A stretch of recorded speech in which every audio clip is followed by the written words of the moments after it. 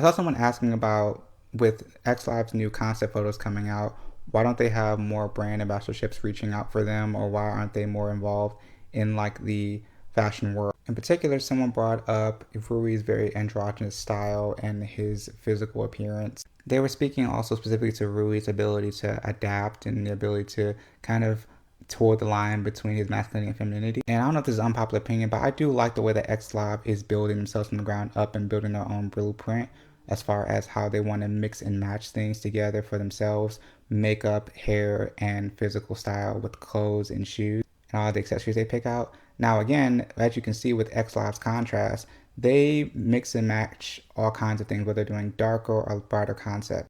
And with Butumi as a main producer, I think that it's great that they have autonomy.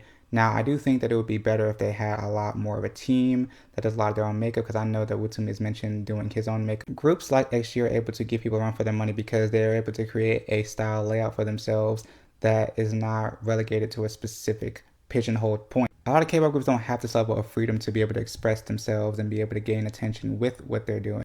This is the reason why XG's been able to stand out so much with all the different experimentations they've done for themselves, makeup, costume, and accessory wise, because they're not pigeonholed to a specific thing, and they've been able to build from the ground up what they want to look like at all times. And the concepts continue to be adaptable and malleable, but also they have genuine authenticity to it by creating something that you can tell other groups just would not try.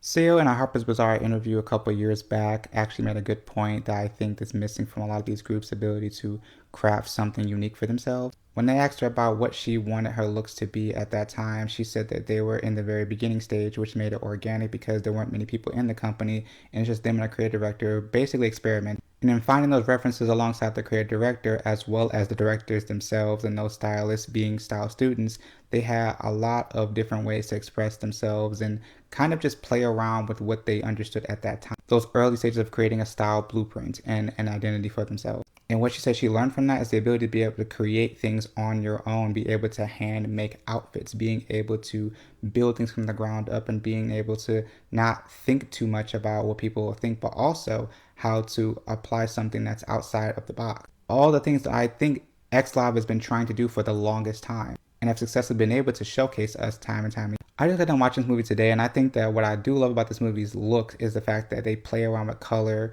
and the idea of eccentricism and maximalism that reminds me of that time in the late 2000s and early 2010s. And the idea of taking something and making it your own, and how that trickles into the trends, which then the big houses above them, the big fashion houses, end up taking and saying that it's theirs, but it actually was built up from somebody from scratch. I want them to take the 80s route if XI was to do this. Like, I would like to be closer to the brand itself. So like a Maison Margiela Glenn Martin's doing now, or like a June J, or like a Jun Takahashi or Issey Miyake. Other than that, it's just stick to the path of what they're on and building that from scratch, and then being able to connect from the outside of their core once they build that full foundation, connecting with other people to make that work. I mean, recently we found out that the nail tech and Jonghan's sister from 17 worked on their acrylic nails. That type of collaboration works. But what do you guys think?